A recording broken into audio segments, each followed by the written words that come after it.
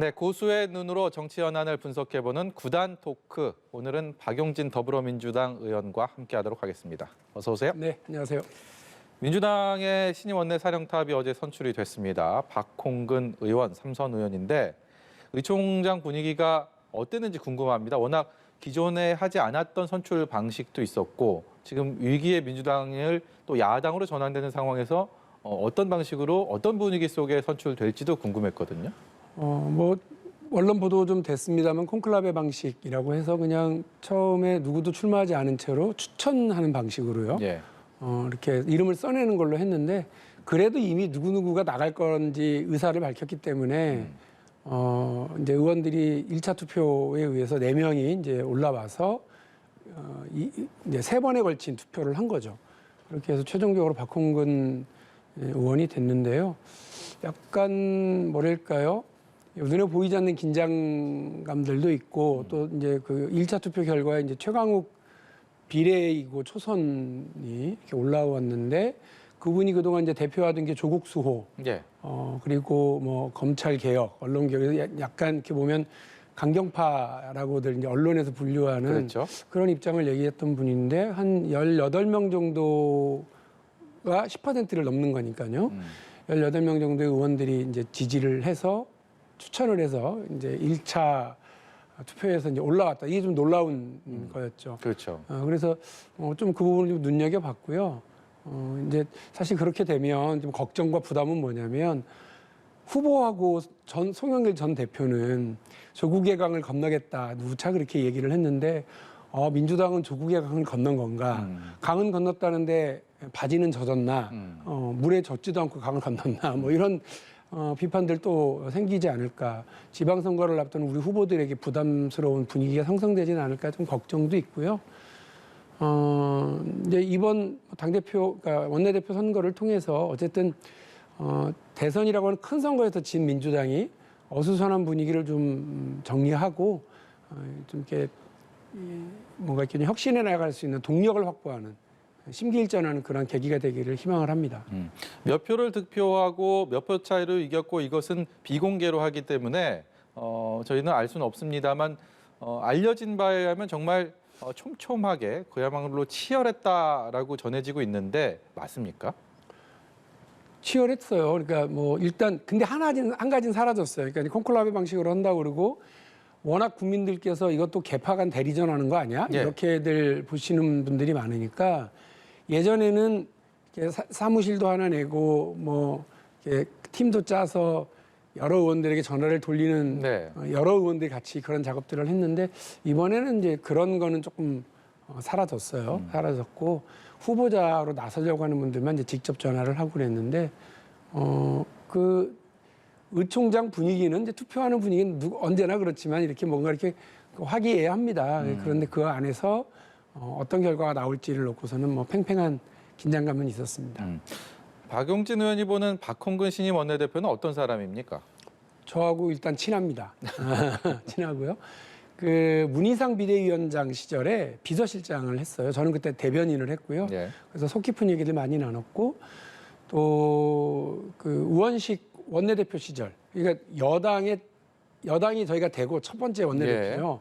그때 원내 수석을 했고 저는 그때 그 이제 부대표를 또 맡았습니다. 그래서 같이 일을 좀 많이 해본 타입이고요. 나이 차이도 크게 나지 않고 그래서 586 세대인데 거의 끄트머리에 이렇게 있고 그리고 뭔가 이렇게 조금 다르게 보려고 하는 시각은 있는 그런 원내대표입니다. 그래서 원내대표가 워낙 합리적이고 협상도 잘하고 하는 사람이니까 물론 저쪽에서 이제 윤 당선자 측과 또 여당에서 새로운 여당에서 꽃을 가져오면 꽃다발을 들고 나갈 사람. 근데 칼이 들어오면 칼로 맞받아칠 사람. 그 역할을 잘 해주길 바랍니다. 예.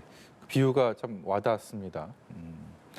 이 여당이 될 국민의힘과의 협치가 중요합니다. 국민의힘 입장에서도 그렇고 민주당도 그렇고 사실 국민들이 바라는 것이 우리 정치의 협치 아니겠습니까? 그렇기 때문에 문제는 이제 시국이다 보니까 윤석열 당선인과의 관계가 어떻게 형성될지 네.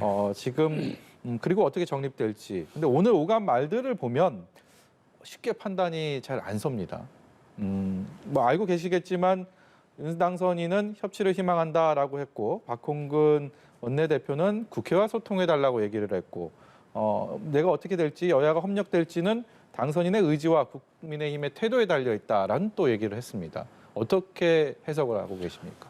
제가 드린 말씀하고 같은 얘기예요. 그러니까 지금은 이제 새로운 대통령은 윤석열 당선자지 민주당이 아니기 때문에 윤 당선자가 하기 나름이다. 네. 그러니까 윤석열 하기 나름이다. 지금 대한민국의 모든 일은 갑자기 청와대를 용산으로 옮기겠다고 얘기 안 했으면 지금 그 며칠 동안 그 대한민국 국민들이 속 시끄럽게 하는 이 일이 벌어졌겠습니까?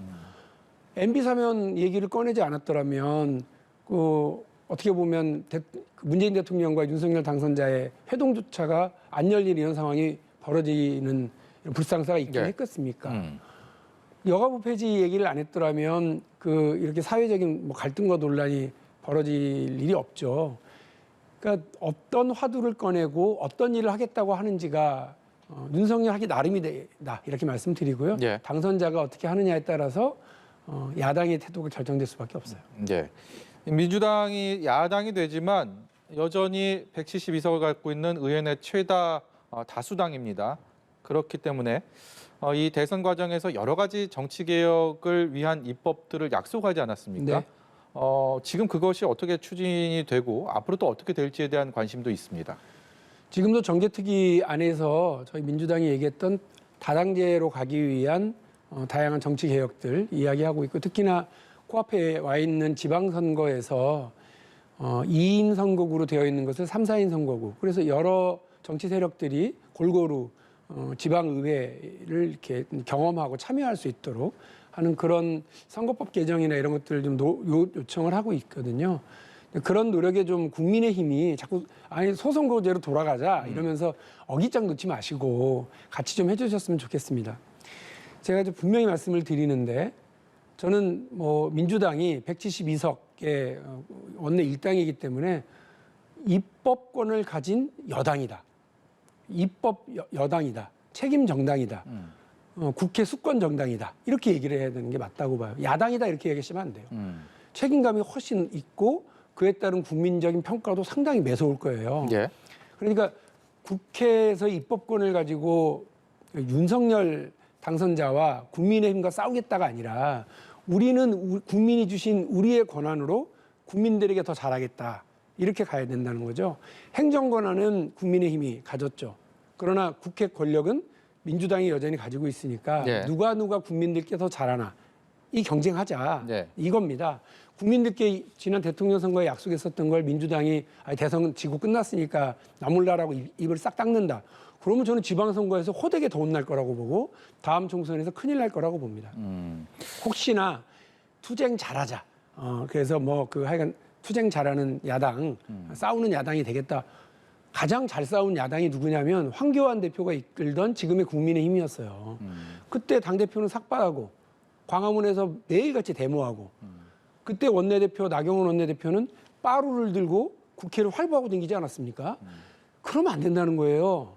민주당은 그렇게 투쟁만 하는 정당이 아니라 예. 국회 입법 권한을 가지고 있는 국회 여당이기 때문에 네. 정말 저는 책임감 있고 그리고 계획을 가지고 국민의 민생을 책임지고 나가는 그런 정당으로 거듭나야 된다고 생각합니다. 그게 선의의 경쟁을 통해서 시너지를 발휘하면 우리 정치도 한 단계 성숙되고 우리 국민들의 삶도 나아질 텐데 문제는 국민의힘은 집권당이고요. 그러면 제가 표현을 고쳐보겠습니다. 민주당은 입법 권한을 가진 국회 내 여당이다. 이렇게 맞붙어 버리면 네. 그야말로 또 갈등, 주도권을 잡기 위한 싸움들 이어지면서 하반기 국회는 더 큰 우려를 불러오는 거 아닌가라는 생각도 상식적으로 할 수가 있습니다. 그러나 민주당 보고 무조건 져달라고 그럴 수는 없잖아요. 저희가 그런 요구를 받아들일 이유가 전혀 없죠. 국민을 위해서 누가 더 잘할 거냐 그 경쟁하자는 거잖아요. 유가대책이 뭡니까 인수위원회? 유가대책 회의하는 걸 본 적이 없는데요. 예. 지금 휘발유값, 경유값 올라서 차 가지고 다니는 사람들뿐만 아니라 사업하시는 분들, 농사 짓는 분들조차도 힘들어하고 계십니다. 그에 대한 인수위의 이야기는 들어본 적이 없어요. 맨 용산으로 이사갈 얘기만 그 국리만 하고 있지. 그 사상 초유의 인플레이션이 물려오고 있잖아요. 이 밥상 물가, 장바구니 물가 이거 어떻게 할 겁니까? 인수위원회는 왜 그런 얘기 안 해요? 왜 자꾸 MB 사면이라든지 여가부 폐지라든지 국민 갈등 사안만 자꾸 끌고 나와요? 그리고 금리 대책에 대해서 오늘 뭐 잠깐 회의하시는 것 같던데요. 왜 이제 와서 그 얘기하세요? 그 대책은 뭐죠? 미국이 지금 저 금리 인상했고 앞으로 6번 더 올리겠다는 거 아닙니까? 금리 인상과 관련해서 어떻게 할 건지. 그래서 영끌해가지고 집 산 사람들 또 대출 받아가지고 겨우겨우 코로나 위기 상황을 건너가고 있는 자영업자들을 어떻게 이 공포에 떨고 계신데 이분들을 어떻게 뒷받침해드릴 건지를 왜 얘기 안 하고 계속해서 그 한국은행 총재를 신임 총재를 임명했네 안 했네 동의했네 안 했네, 이런 갈등만 일으키시냐고요. 네. 이렇게 뜬금포 세방 가지고서 자꾸 말도 되지 않는 MB 사면, 여가부 폐지, 용산 이전 이런 얘기만 하고 있을 때가 아니잖아요. 민주당은 그런 얘기 할게요. 민주당은 먹고 사는 문제, 국민들이 답답해하는 분야에 대해서 적극적으로 말씀드리겠습니다. 이게 입법 권력을 가진 국회 수권 정당의 태도라고 저는 생각합니다. 대선 이전과 이후에 민주당이 그런 입법 권한에 대한 시각이 좀 바뀌었습니까? 패배 이후에 그 패배의 아픔을 다시 극복하고 상처를 치유하기 위해서 좀 달라져야 된다, 거듭나야 된다, 국민을 생각해야 된다라는 쪽으로 뭔가 변화가 있습니까? 저는 그걸 강력하게 요구하고 있고 주장을 합니다. 당내에서 여러 견해들이 있을 겁니다. 아마 검찰개혁 더 적극적으로 더 세게 하자. 언론개혁 잠깐 대선 앞두고 눈치 봤는데 그거 빨리 하자.